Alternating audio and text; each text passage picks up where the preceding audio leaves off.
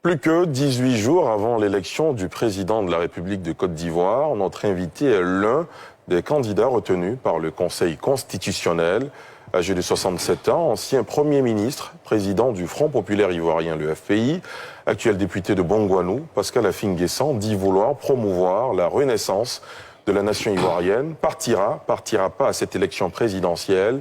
Le bilan du mot d'ordre de désobéissance civile lancé par l'opposition ivoirienne, dont il est l'une des figures, la campagne électorale, le déroulement du processus électoral, le scrutin du 31 octobre, son ambition, son projet de société, ses idées pour la Côte d'Ivoire.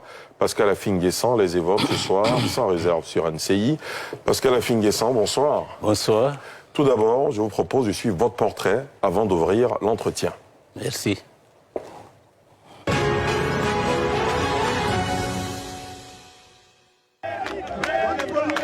Homme politique ivoirien né en 1953 à Bois-d'Icro, dans le département de Bongouanou, à l'est de la Côte d'Ivoire, Pascal Affi-N'Guessan a été le tout premier chef du gouvernement du président Laurent Gbagbo de 2000 à 2003.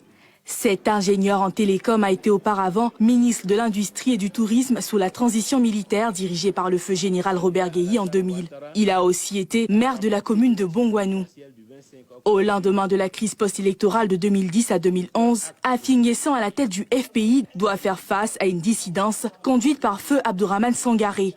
Après une bataille judiciaire, le député de Bongouanou l'emporte et devient légalement le président du parti fondé par Laurent Gbagbo. Candidat à la présidentielle de 2015, Pascal Affi-N'Guessan est arrivé à la deuxième place avec 9,29% des voix. Il est une fois encore dans la course au fauteuil présidentiel. Pascal Affi-N'Guessan fait partie des 4 candidats retenus par le Conseil constitutionnel pour la présidentielle du 31 octobre 2020.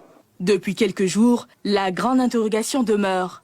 La participation ou non du 6e invité de Sans réserve à cette échéance électorale au regard de ses nombreuses critiques envers des institutions comme le Conseil constitutionnel et la Commission électorale indépendante. Pascal Affi-N'Guessan, merci d'avoir accepté notre invitation. C'est moi qui vous remercie. Première question, est-ce que vous êtes prêt pour la campagne électorale qui s'ouvre dans 24 heures? Nous sommes prêts, mais les conditions ne sont pas prêtes. Les conditions ne sont pas prêtes, ça veut dire que vous ne ferez pas campagne? Non, ça veut dire qu'il faut mettre en place les conditions. Il faut d'abord une commission électorale indépendante. Pour le moment, nous n'en avons pas. Donc, on ne peut pas organiser d'élections sans la campagne. Non, mais il faut d'abord une commission électorale pour pouvoir organiser la campagne. S'il n'y en a pas, évidemment, nous sommes en train de nous battre pour qu'il y ait une commission électorale indépendante, puisque celle existence est foreclose, elle est caduque. Caducité reconnue par la communauté internationale à travers plusieurs arrêts de la Cour africaine des droits de l'homme des peuples. Une commission qui en réalité n'est qu'un démembrement du RHDP, et donc elle n'est pas fondée, justifiée à organiser des élections. Très bien. Pascal Affi-N'Guessan, justement, samedi, vous étiez aux côtés d'autres leaders de l'opposition ivoirienne dans le cadre d'un meeting qui matérialise le mot d'ordre de désobéissance civile que vous avez lancé. Est-ce que vous êtes satisfait? Oh, mais bien sûr, nous sommes satisfaits. Nous sommes d'abord satisfaits par le fait que toute l'opposition s'est rassemblée, que pour la première fois dans l'histoire de la Côte d'Ivoire, les différents courants d'opinion, les différentes forces politiques et même sociales se sont mises en place, se sont mises ensemble pour contester le processus électoral tel que conduit jusque-là, pour réclamer de meilleures conditions d'organisation des élections, notamment la réforme de la commission électorale indépendante du Conseil constitutionnel, le retrait de la candidature de M. Alassane Ouattara, qui n'a pas le droit d'être présent dans cette course électorale. Et donc, c'est un élément nouveau, particulier et qui nous rassure. Maintenant, évidemment, nous avons interpellé le pouvoir sur le fait qu'il faut que nous nous mettions autour d'une même table pour discuter. Voilà. Nous attendons sa réponse. Et je suppose que le pouvoir n'attend pas que nous passions à la phase active de la désobéissance civile avant de réagir. Justement, ce sera quoi la prochaine phase de la désobéissance civile? Mais elle peut prendre toutes les formes. La désobéissance civile peut prendre toutes les formes. Il s'agit de manifester son opposition à ce que le gouvernement fait, de délégitimer toute l'action qui est menée, parce que nous ne sommes pas d'accord sur un certain nombre de choses. Ça peut être des meetings, ça peut être des sittings, ça peut être des manifestations de rue, ça peut être des appels disons, à ne pas participer au travail, à ne pas payer ses impôts, enfin tous les actes qui vont montrer au gouvernement que le peuple n'est pas content et qu'il faut écouter ses revendications, qu'il faut prendre les dispositions pour satisfaire les principales revendications qui sont posées par l'opposition, de manière à ce que la vie politique, économique et sociale soit stabilisée. Est-ce que vous privilégierez également une démarche insurrectionnelle? Ce n'est pas une insurrection. Nous disons désobéissance civile et insurrection, ce sont deux choses différentes. Pour le moment, nous sommes dans la désobéissance civile. Elle est légitimée par le fait que la Cour africaine des droits de l'homme a été très claire. Notre pays est signataire de la Charte africaine des droits de l'homme des peuples. Et elle doit respecter ses engagements internationaux. Cette Cour demande que la commission électorale soit réformée. Nous-mêmes, nous exigeons cela depuis tout le temps. Et au lieu de le faire, on confie l'ensemble des commissions électorales locales, près de 570 commissions locales, aux représentants du RHDP.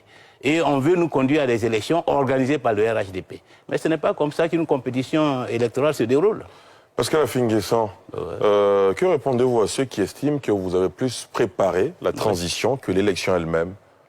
Non, mais la transition, nous la réclamons parce que le pays, la Côte d'Ivoire, est en lambeaux. Nous tous, nous en sommes conscients. Là, le pays est divisé. De nombreux fils de ce pays sont en exil. Quelles sont les raisons de cette division? Mais cette division décriée depuis longtemps, depuis plusieurs années. La division, c'est l'incompréhension, les désaccords entre les fils de ce pays. Désaccords qui ont conduit à la rébellion armée et à la crise post-électorale, à tous les affrontements auxquels nous assistons depuis 30 ans. Il y en a qui estiment que c'est plutôt la classe politique qui est... Mais c'est nous tous les Ivoiriens. La population. Si la population ne soutient pas les acteurs politiques, il ne peut pas y avoir de division. Si la population est unie autour d'un acteur politique, il ne peut pas y avoir de division, il ne peut pas y avoir d'affrontement. Donc on ne peut pas uniquement indexer la classe politique sans mettre en évidence la responsabilité de toutes les composantes de la nation ivoirienne. Et ce sont ces composantes qui doivent se retrouver autour d'une même table, comprendre qu'elles ne peuvent pas continuer dans cette voie, qu'elles ne peuvent pas passer leur temps à s'affronter chaque fois qu'il y a une élection ou chaque fois qu'il y a un incident qui dégénère en affrontement interethnique, intercommunautaire, et qu'il leur appartient, si ces composants-là veulent sauver leur pays, veulent construire un pays de paix, de stabilité, de progrès, éviter la pauvreté, se mettre ensemble pour se parler. Pourquoi nous nous affrontons? Pourquoi il y a tant de crises en Côte d'Ivoire? Qu'est-ce qui ne va pas? Et se mettre d'accord sur la manière de vivre ensemble, sur les institutions qui peuvent rassurer les uns et les autres. Vous pensez à la proposition que vous avez faite à l'époque sur les États généraux de la République? Les États généraux de la République sont incontournables. Dans un pays qui a connu tant de violence comme la Côte d'Ivoire, on ne peut pas faire l'économie d'un dialogue politique national inclusif. C'est ce que nous avons appelé les États généraux. Pourquoi choisir la période électorale pour... vous savez bien que ça fait 6 ans, 7 ans que je parle de cette question des États généraux de la République. Depuis 2013, jusque-là, je n'ai pas eu d'oreille attentive, notamment de la part de ceux qui gouvernent, qui ont la responsabilité de la paix et de la stabilité de ce pays, et qui nous ont conduits dans la situation dans laquelle nous nous trouvons, où à 20 jours des élections, nous n'avons pas de commission électorale indépendante consensuelle. Et justement, en parlant de ceux qui gouvernent, Pascal Afingé-San, aujourd'hui, c'est quoi vos rapports? Il y a quand même un dialogue avec quelques cadres... Pas de dialogue. C'est ce que nous réclamons. Lorsque nous parlons de désobéissance civile, c'est uniquement pour réclamer un dialogue. Pour dire d'abord, asseyons-nous. Nous ne sommes pas satisfaits des conditions dans lesquelles ces élections vont se dérouler. Asseyons-nous pour en parler. Asseyons-nous pour voir comment nous nous donnons un arbitre impartial. Parce qu'on ne peut pas aller à une compétition avec un des acteurs qui est à la fois juge et parti. Ça ne se voit jamais nulle part. Même dans le football, l'arbitre doit être impartial. À plus forte raison dans une compétition politique. À l'état actuel des choses, dans 18 jours devra se tenir cette élection, selon le calendrier constitutionnel. S'il n'y a pas de dialogue, comme vous le réclamez finalement, vous boycotterez cette élection? S'il n'y a pas de dialogue, c'est qu'il n'y a pas d'élection. Parce que pour boycotter quelque chose, il faut que ça existe. Mais ça n'existera pas. L'élection pourra se tenir. Elle ne se tiendra pas. Quand vous dites qu'elle se tiendra pas... Comment pouvez-vous penser qu'elle peut se tenir?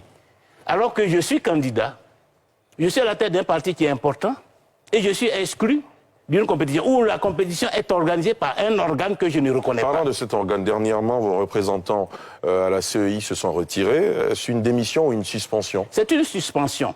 Pour bien montrer que cet organe-là n'est plus légitime pour organiser des élections. pour bien montrer qu'il y a un problème. Toutes les 577 commissions locales sont dirigées par des militants du RHDP. La commission centrale est composée uniquement du RHDP et de quelques représentants de la société civile qui ont accepté d'accompagner le RHDP dans sa volonté de fraude. L'opposition n'y est pas représentée.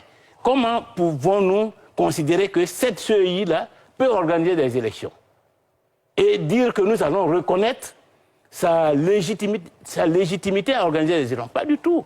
Il n'y a pas de CEI. Ce que les Ivoiriens doivent comprendre, c'est qu'il n'y a pas de commission électorale indépendante aujourd'hui en Côte d'Ivoire et que les élections ne peuvent pas se tenir et n'auront pas lieu tant que nous n'aurons pas une CEI.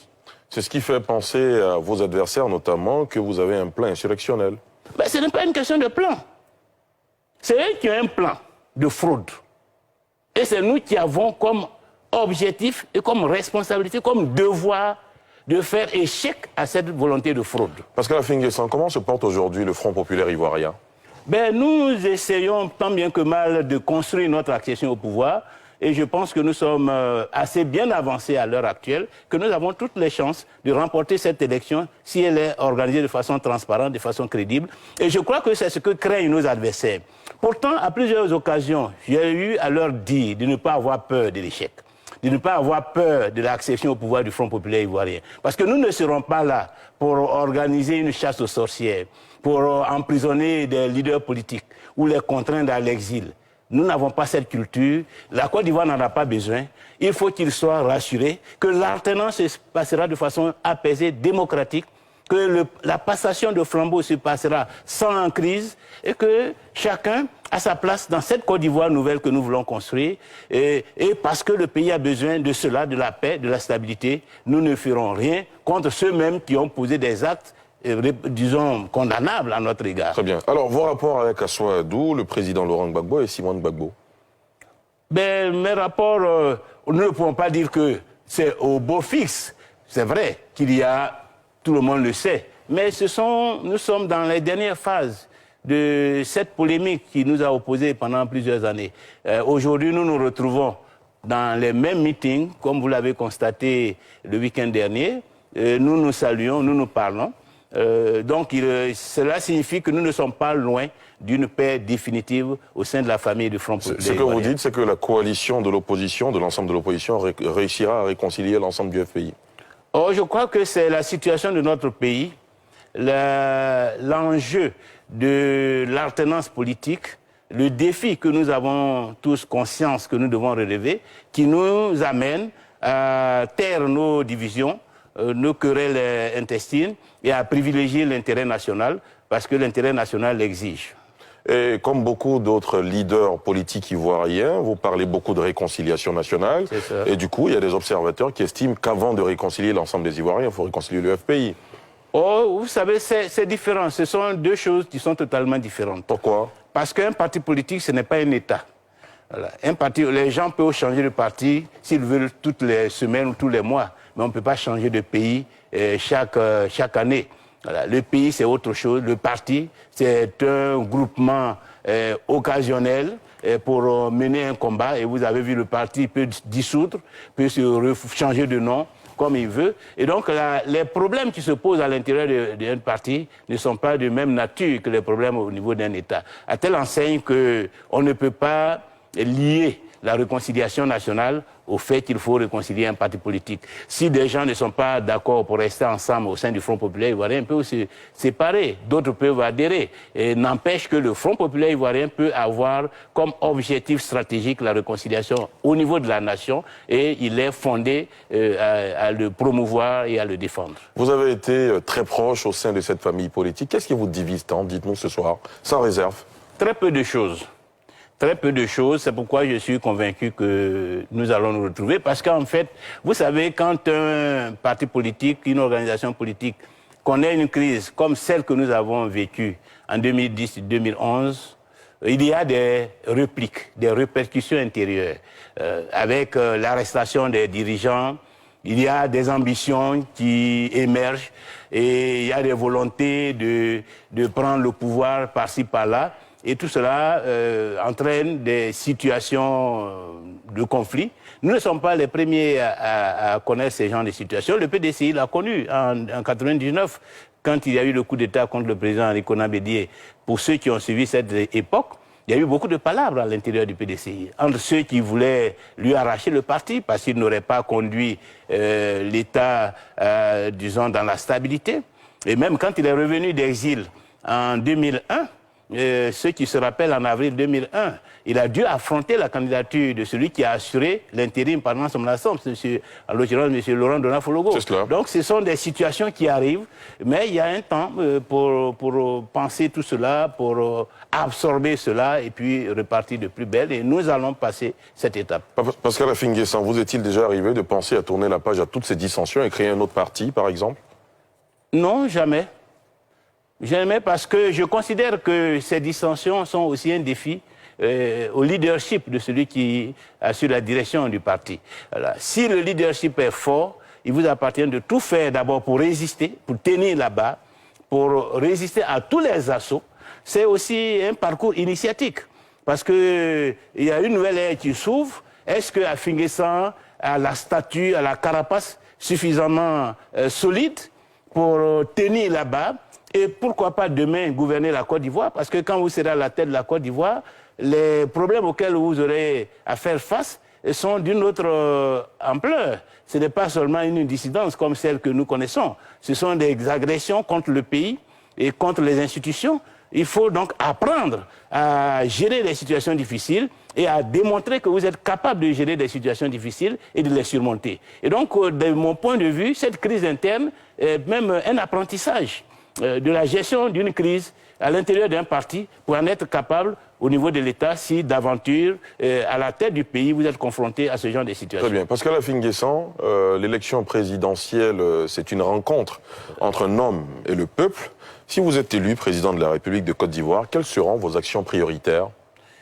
Toutes les actions sont prioritaires. Qu'il s'agisse de la refondation de l'État, mais les actions urgentes, c'est d'abord la libération des prisonniers politiques, le retour sécurisé des exilés, de tous les fils de Côte d'Ivoire, en particulier du président Laurent Gbagbo, de Charles Blé Goudé et du maire Akossi Benjo, qui sont contraints contre leur volonté à l'exil. Il faut donc apaiser l'environnement national. Parce qu'aujourd'hui, toutes les tensions que nous vivons sont liées à cela. Le retour du l'ancien président de l'Assemblée nationale, M. Soro Guillaume, parce qu'il n'a pas sa place en exil, il faut qu'il revienne au nom de l'unité nationale, au nom de la paix en Côte d'Ivoire. Parce que tant que ces personnalités seront contraintes à l'exil, elles pèseront sur l'environnement politique national, d'une manière ou d'une autre. Ne serait-ce qu'à travers les frustrations que leur situation cause à des millions d'Ivoiriens qui les soutiennent. Donc il faut trouver une solution, il faut mettre fin à cela. Il faut leur permettre de rentrer chez eux. Notre constitution dit qu'on ne peut contraindre un Ivoirien à l'exil. Pourquoi les autorités ne prennent pas les dispositions? Et que depuis 10 ans, certains de nos frères sont contraints à vivre à l'étranger dans des conditions difficiles. De ce point de vue, vous trouvez que le pouvoir n'a pas fait aussi des efforts? Simone Gbagbo a été libéré. Il n'a fait aucun effort. Quand le pouvoir envoie des avocats à la CPI pour demander à la Cour pénale internationale de maintenir à l'extérieur le président Gbagbo et Charles Blé Goudé, je ne crois pas que ce soit dans l'intérêt de la paix en Côte d'Ivoire. C'est au contraire entretenir la tension politique. Quelle sera la politique économique du président Pascal Affi-N'Guessan? Mais ça d'abord sortir de l'économie de plantation, dont nous avons hérité de la colonisation et qui continue à guider notre politique économique. Il faut sortir. Aujourd'hui, une économie moderne est d'abord une économie industrialisée. Il faut résolument s'engager dans l'industrialisation, dans la transformation structurelle de notre appareil économique. Et pour cela, il faut à la fois assainir l'environnement macroéconomique, il faut promouvoir la transformation de nos productions agricoles parce que notre industrie doit s'appuyer davantage sur la transformation de nos matières premières. Nous ne pouvons pas continuer à exporter des fèves de café et de cacao. Il faut les transformer. Il y a un début de transformation. Un début, c'est insuffisant. C'est insuffisant pour transformer structurellement notre économie. Parce que c'est là qu'il y a un gisement d'emploi. Vous avez des idées de chiffres, de volume que vous souhaitez... Mais évidemment, il faut, par exemple, le cacao, aller au-delà de 50% de transformation du cacao. transformer le café à 100%, parce que nous pouvons faire la torréfaction du cacao, du café, transformer l'EVA, nous produisons de l'EVA, mais il n'y a pas d'industrie de pneumatiques, de gants, etc. Alors que nous pouvons faire tout cela. Les vivriers, les productions vivrières, il faut les transformer, la mangue, l'ananas, etc. Tous ces produits-là ont besoin d'être transformés pour qu'il y ait de la valeur ajoutée. Mais ensuite, il faut aussi valoriser notre potentiel minier. Par rapport à certains pays voisins, nous sommes largement en retard. Nous n'avons pas suffisamment fait de prospection pour détecter le potentiel dont nous disposons. L'or, nous en produisons, mais pas suffisamment en volume important. Nous avons du manganèse, de la bauxite. Nous les exportons bruts. Il faut installer une industrie sidérurgique en Côte d'Ivoire pour transformer ces productions. Très bien. Les fers de Mans, qui est un potentiel important, jusque-là, nous avons du mal à l'exploiter. Alors que nous avons besoin de cela pour produire davantage de richesses, d'emplois pour les jeunes et moderniser l'appareil productif du pays. Et justement, en parlant de l'emploi des jeunes, ce sera l'un des principaux défis du prochain président de la République. Que réservez-vous à ces milliers de jeunes qui nous regardent ce soir, concrètement? Mais concrètement, nous en ferons, dans mon programme, comme je l'ai indiqué, qu'il faut relever les défis, avec les jeunes, relever les défis d'aujourd'hui. La situation du pays doit d'abord être prise en charge par les jeunes et avec eux garantir les succès de demain. C'est le programme que j'ai bâti pour les jeunes. Et ce programme a 3 dimensions. Il y a d'abord la dimension économique, comme vous l'indiquez. Comment faire pour promouvoir l'emploi des jeunes? Mais d'abord, il faut assurer leur formation. Et une formation de qualité. Une formation en adéquation avec les besoins du marché du travail. Parce que le gros problème que nous avons du chômage des jeunes est lié au fait qu'ils reçoivent des formations qui ne trouvent pas d'utilisation dans les entreprises. Donc il faut mettre les entreprises et le secteur éducatif en connexion, notamment au niveau de l'enseignement supérieur, de l'enseignement technique et professionnel, pour que les programmes de formation soient liés aux besoins du marché du travail. Ça, c'est la première chose. Il faut aussi favoriser l'embauche des jeunes. Actuellement, beaucoup de jeunes, même pour valider leur BTS, ont d'énormes difficultés. Il faut régler ce problème-là en relation avec les entreprises. Mais ensuite, il faut promouvoir un environnement incitatif des entreprises pour qu'elles soient performantes et pour qu'elles embauchent. Parce que s'il y a des tracasseries administratives, le harcèlement fiscal, des problèmes au niveau logistique, il est évident que ces entreprises-là qui sont écrasées par l'impôt, par toutes autres charges, par la corruption, seront pas en situation d'embauche. Vous n'avez pas parlé de l'entrepreneuriat, c'est quelque chose qui occupera une place de choix. L'entrepreneuriat des jeunes qui veulent se mettre à leur propre compte. Il y a 2 problèmes essentiels qu'il faut régler. D'abord, le problème de financement. Ces jeunes ont souvent du mal à accéder au crédit. Il faut donc libérer le crédit de manière à ce que ces jeunes-là puissent accéder à un financement. Le crédit, là où les banques souhaitent avoir autant de garanties oui, mais justement, il faut donc créer les conditions pour que les banques financent plus facilement le crédit au profit des jeunes. Mais ensuite, nous envisageons de créer un fonds souverain. C'est-à-dire que l'État lui-même va s'impliquer dans le financement de l'économie à travers le fonds souverain pour promouvoir le développement des secteurs prioritaires. Donc les PME de transformation de nos produits locaux, toutes ces PME pourront bénéficier du financement du fonds souverain parce que cela rentre dans la logique que nous avons adoptée pour la transformation structurelle de l'économie ivoirienne. Mais il faut promouvoir aussi l'auto-emploi. Cela est important, surtout en milieu rural. Pour les jeunes qui veulent faire de l'élevage, qui veulent faire des cultures maraîchères, qui veulent monter un atelier de couture, etc. La grande difficulté, c'est aussi l'accès au financement. Parfois, ce sont des sommes pas trop importantes, de 1 million, 1,5 million de francs. Pourtant, ils ne savent pas comment se débrouiller. Les collectivités locales seront impliquées. Les mairies, les conseils régionaux, à l'image de ce que nous faisons avec le programme Emploi Jeunes et Développement des compétences, j'ai prévu d'allouer chaque année 20 milliards au profit de toutes ces collectivités locales pour promouvoir l'emploi jeune sur place dans les localités. La question du logement, vue par Pascal Affi-N'Guessan. Oui, le logement est un problème important puisque, vous le savez, il y a plus de 400 000 à 600 000 demandes de logement non satisfaites au niveau national. Non, 40 000 par an, mais le stock... Oui, 400 000 par an. 40 000 par an et 400 000 en termes de stock de logements non satisfaits. c'est un gros problème lié au cadre juridique, à l'accès au terrain, au coût des terrains exorbitant, au financement aussi, qui est souvent difficile. Et donc, à ce niveau-là, il faut prendre les dispositions. Et pour cela, il faut que l'État s'implique. J'ai un projet pour booster le logement, la modernisation des quartiers précaires au niveau d'Abidjan. Il y a à peu près 72 quartiers précaires qui ont été identifiés. Mon ambition, c'est que dans les 5 années, au moins 50 quartiers précaires pour plus de 600 000 habitants soient totalement transformés dans un nouveau concept, et cela en relation avec des grandes entreprises avec lesquelles l'État va établir un partenariat public-privé et avec les détenteurs des terrains, de manière à ce que l'accès au logement soit facilité à travers ce vaste programme de réhabilitation des quartiers précaires. Dans votre programme de gouvernement, est-il prévu de doter la Côte d'Ivoire d'infrastructures modernes? Si oui, lesquelles? D'abord, les routes. Au niveau des routes, nous avons 2 gros problèmes. Un problème d'abord de densification du réseau actuel. Un problème ensuite de réhabilitation, parce qu'une grande partie de ce réseau est délabré et vétuste. Et puis un problème aussi d'ouverture d'autoroutes. Autoroute de l'Est, autoroute de l'Ouest, et puis prolongement de l'autoroute du Nord jusqu'à la frontière du Burkina Faso. Ensuite, il faut réhabiliter le chemin de fer, la voie unique que nous avons. Il faut la réhabiliter, la moderniser. Mais il faut aussi construire de nouveaux réseaux de chemins de fer, notamment à l'ouest, pour évacuer le fer de Mans vers San Pedro, mais aussi au centre, parce que nous avons un potentiel minier à Bongouanou, à Toumoudi, à Divo, au niveau de la bauxite.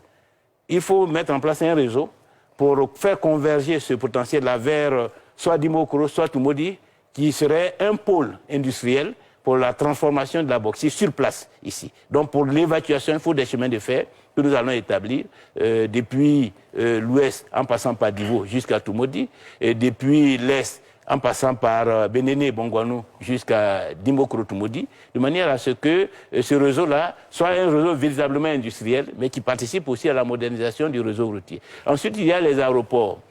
San Pedro est en réhabilitation, mais dans les grandes capitales comme Bondoukou, il faut moderniser l'infrastructure aéroportuaire de manière à faciliter l'accès de ces localités par les autorités, par les touristes et par les populations. Alors, vous le savez, dans cette émission, dans la deuxième partie, vous ferez face aux questions de nos internautes. Mais avant, dernière question en ce qui me concerne. Est-ce que vous avez de nouvelles idées pour notre secteur éducation nationale? De grandes idées. Parce que, comme vous le savez, l'éducation nationale est sinistrée. Quelles sont ces idées, dites-nous? D'abord, il y a des problèmes d'accessibilité. L'accessibilité, surtout au niveau primaire.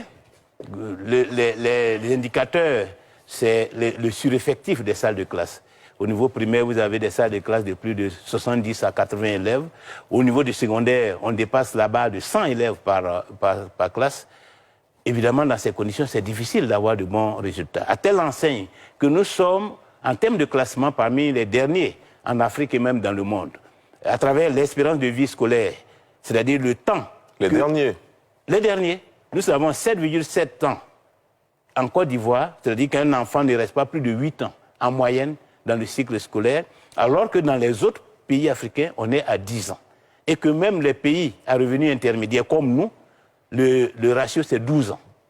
Donc nous avons un gros retard à combler en termes d'infrastructure, mais aussi en termes de qualité de l'enseignement. Parce que nous n'avons pas suffisamment d'enseignants. Parce que l'environnement de l'école n'est pas sain. Parce que les programmes ne sont pas en rapport avec les besoins de la société. Donc il faut réformer tout cela au niveau de l'enseignement. Ensuite, il y a la question même des enfants qui vont à l'école, en termes de restauration. Tout cela participe à la mauvaise qualité. Si les enfants ne mangent pas à midi parce qu'il n'y a pas de restaurant et que le père travaille à Vridi alors que l'enfant fréquente à Bobo, il n'est pas présent. À midi, comment il se débrouille? Alors, donc, il faut régler cette question des cantines scolaires, des restaurants universitaires. Il faut régler la question de la santé scolaire. On n'y accorde pas suffisamment de temps ou d'intérêt Mais c'est important de savoir quelle est la santé de l'élève, de l'enfant. Il y a des enfants qui arrivent avec des malformations, qui voient mal, qui n'entendent pas suffisamment bien, ou qui peuvent même attraper un certain nombre de maladies. Il faut donc développer le médico-scolaire dans tous les établissements et dans toutes les communes pour la prise en charge. Ça existe déjà dans la commune, dans les départements? Dans certaines, mais il faut systématiser, il faut pérenniser ce système-là. Pascal Afingessa, est-ce que vous êtes prêt à répondre aux questions de nos internautes? Évidemment. Ce sera juste après ceci.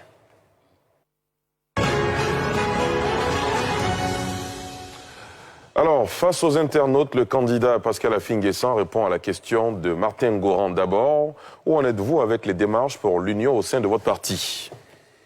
Les démarches sont en cours et les événements contribuent à faire avancer l'union. Je crois que le week-end dernier, notre frère Ngoran a dû nous voir au stade, a dû nous voir prendre la parole les uns après les autres. C'est une situation qu'on ne pouvait pas imaginer il y a peut-être 6 mois.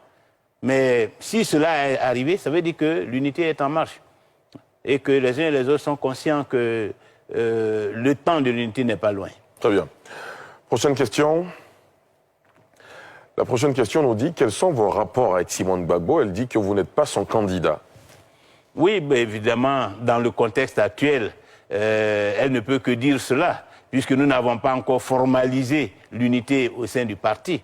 Mais si demain les conditions électorales sont réunies et que nous devons effectivement aller aux élections, c'est en tant que président et en tant que candidat du FPI, ma responsabilité d'aller vers tous les camarades pour que nous examinions les modalités, la nécessité de se rassembler autour de ma candidature. Puisque, en définitive, je serai le candidat du Front populaire ivoirien. Et le président Gbagbo? Évidemment, il s'agit de la même chose. Nous avons des contacts. Vu que certains de vos camarades ont déposé son dossier de candidature. Oui, oui, évidemment. S'il avait, comme je l'avais indiqué, s'il avait été retenu, je me serais aligné autour de sa candidature pour le faire gagner. Malheureusement, il se trouve que lui-même n'ayant pas exprimé explicitement son désir d'être candidat, n'ayant pas donc formulé de façon effective une candidature, le Conseil constitutionnel s'est saisi de cette situation pour rejeter la demande formulée par nos camarades. Mais je sais que le président Laurent Gbagbo aura un rôle important à jouer dans les élections à venir. La situation dans laquelle il se trouve, son évolution dépend aussi en grande partie de l'issue des élections qui vont avoir lieu très prochainement. Et donc, je suis persuadé que le moment venu, nous trouverons la bonne formule pour que le candidat du FPI soit soutenu par toute la famille du Front populaire ivoirien. Très bien. Prochaine question. La prochaine question nous dit ceci. Quand avez-vous parlé la toute dernière fois avec l'ex-président Laurent Gbagbo? De quoi avez-vous parlé? Une question de Edoukou Oscar. Bon, les Ivoiriens sont très curieux. Oui, je ne peux pas vous dire la date précise. Ça fait longtemps alors? Non, non, pas trop longtemps. Et nous avons parlé justement de l'unité du parti. Parce qu'au moment où nous conversions, je crois que c'est après la décision d'acquittement, 2 ou 3 semaines après la décision d'acquittement, il était question que nous reprenions les discussions avec l'équipe du camarade Assouadou. Négociations qui avaient été perturbées par la pandémie de la Covid-19. Et donc le président avait souhaité qu'en dépit de cette pandémie, nous trouvions les formules pour continuer à discuter afin de parvenir à une conclusion le plus rapidement possible. Prochaine question. Toujours dans la rubrique questions des internautes. Monsieur Afingessa, jusqu'où comptez-vous aller dans cette désobéissance civile? Jusqu'à ce que nous ayons des conditions électorales justes et transparentes. Nous n'avons pas des ambitions démesurées. Tout ce que nous voulons, c'est la transparence. Tout ce que nous voulons, c'est la démocratie. Tout ce que nous voulons, c'est une compétition loyale. Nous ne demandons rien d'extraordinaire. Nous ne demandons rien d'extraordinaire. Très bien. Donc je ne comprends pas pourquoi on résiste à ça. Alors, prochaine question d'internaute. Cette fois-ci, la question nous vient de Liliane Ekissi. Entre vous et Bédier, qui est le véritable chef de file de l'opposition? Il n'y a pas de chef de file de l'opposition. Il y a un doyen d'âge. Et pour les besoins de la cause, nous avons tous jugé qu'il fallait que ce critère-là soit l'élément du rassemblement. Voilà. Donc c'est le doyen d'âge qui nous rassemble. Chaque parti est autonome, chaque parti a son projet politique, a sa démarche politique. Mais aujourd'hui, nous sommes confrontés aux mêmes problèmes, aux mêmes adversaires, et qui posent une question d'intérêt national. C'est pourquoi les uns et les autres sont ensemble. Mais sinon, dès que nous aurons réglé cette question, chacun retourne dans sa chapelle, chacun se met en ordre de bataille pour la compétition électorale. Et vous redevenez adversaire. Et nous redevenons adversaires, mais des adversaires pacifiques, démocratiques, puisqu'il s'agit de confrontation d'idées. C'est cela. Prochaine question. La prochaine question nous vient cette fois-ci de Ntakwe Jean-Marcel qui dit « Que savez-vous de la mort de Guy Robert ?» puisque Premier ministre à l'époque, vous annonciez à la télévision nationale qu'il est tombé dans une embuscade. Mais c'est une question qui a été traitée par la justice. Il y a eu des procès, donc que notre camarade, notre ami, notre frère se reporte aux minutes du procès. Il aura tous les éléments de réponse qu'il souhaite avoir. Prochaine question. Pourquoi vous vous êtes donné autant de mal à réunir les parrainages alors que vous contestez la CEI? Une question de Conine Datien. Mais parce que je veux aller aux élections. Je veux aller aux élections. Je suis candidat pour les élections et ils exigent des conditions justes et transparentes. Donc c'est une démarche cohérente. Voilà. Vous voulez participer à une compétition parce que c'est votre droit, parce que la Constitution ivoirienne dit que cette année, nous devons choisir un nouveau président. Donc, je suis candidat à ce poste. J'observe que ceux qui sont au pouvoir veulent manipuler les institutions pour que le jeu ne soit pas transparent, pour que le vote des Ivoiriens ne soit pas reconnu. Je me bats contre cela. Je me bats pour que les règles soient transparentes. Donc, c'est une démarche cohérente. Parce qu'il y en a qui croient que l'élection présidentielle, c'est la propriété privée d'un individu. Non. L'élection présidentielle, c'est pour nous tous les Ivoiriens. Chacun a le droit de participer. Mais les règles sont là. Mais un parti politique ou une organisation politique n'a aucune légitimité à vouloir prendre l'élection en otage, comme si c'était sa propriété privée. Même si, parce que quand on va aux élections, il n'y a plus président, il n'y a plus opposition. Il y a des candidats. Même si vous êtes président de la République sortant, vous êtes candidat et vous devez être traité sur le même pied d'égalité que tous les autres candidats. Mais justement, il y a des observateurs qui estiment que l'opposition veut prendre le scrutin en otage. C'est le pouvoir qui a pris le scrutin en otage. Quand il prend la CEI... Le pouvoir aussi estime que c'est l'opposition qui veut prendre le scrutin en otage. Nous voulons libérer le scrutin. Notre objectif, c'est de libérer le scrutin pour que la CEI soit autonome, indépendante, pour que le Conseil constitutionnel ne soit pas sous la domination de ceux qui sont au pouvoir. Donc nous voulons libérer les institutions chargées des élections pour que ce soit des arbitres impartiaux. Très bien. C'est tout ce que nous cherchons. Prochaine et dernière question d'internaute. Pour Pascal Affinguessan, président du FPI, comment expliquez-vous que vous soyez aussi détesté par les Gors, j'entends Gbagbo ou rien, qui seraient même prêts à voter contre vous? Une question de Ouraga Félicien. Mais s'ils me détestent, c'est parce que peut-être qu'ils ne sont pas d'accord avec ma ligne, ma vision, ma démarche politique. Mais ça, c'est leur droit. Moi, j'ai une conviction, j'essaie de la promouvoir et je sais que des millions d'Ivoiriens adhèrent à ce que je fais. Mais je sais aussi que certains n'apprécient pas cela. Parce que certains auraient voulu que je sois un va-t-en-guerre, que je sois toujours dans des logiques de confrontation. Mais moi, je suis pour la paix. Je suis pour l'unité nationale. Je suis pour la réconciliation nationale. Je suis pour le progrès économique et social de la Côte d'Ivoire. Parce que la Côte d'Ivoire a besoin de paix aujourd'hui. La Côte d'Ivoire a besoin de leaders politiques qui ne vont pas se ranger dans une logique de vengeance, de chasse aux sorcières, de diabolisation des uns et des autres, d'ostracisme. Et cette attitude de paix ne plaît pas à certaines personnes qui auraient voulu que je sois à la tête d'une meute de guerriers. Non, j'ai fait mon choix et c'est ce choix que je présente aux Ivoiriens. Ceux qui adhèrent à ce choix vont me choisir. Ceux qui n'adhèrent pas choisiront ce qu'ils veulent. C'est ça, c'est leur liberté. Donc, je ne suis pas du tout ému que des gens ne soient pas d'accord avec ma posture. Parce que ce n'est pas leur émotion qui va me faire changer d'attitude, qui va me faire changer de logique. Donc, je conduis mes choses en toute circonstance, en toute responsabilité. La vie politique, c'est comme ça. Vous avez fait des choix. Il y en a qui sont d'accord, il y en a d'autres qui ne sont pas d'accord, mais vous assumez vos choix. Toute dernière chose, Pascal Afingé-San, dernièrement, une mission de la CEDEAO, de l'ONU et de l'Union africaine a séjourné en Côte d'Ivoire. Ils vous ont rencontré. Que dites-vous du verdict qui a été donné par cette mission conjointe? Oh, je pense qu'elle n'a pas été au bout de ce que nous attendions.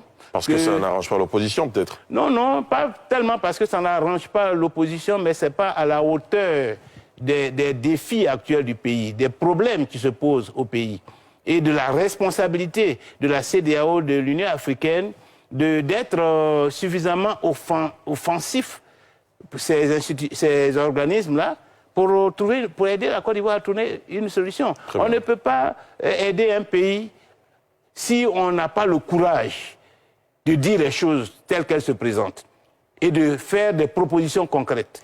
Voilà. Si on arrondit les angles. Or, aujourd'hui, la Côte d'Ivoire a besoin de vérité.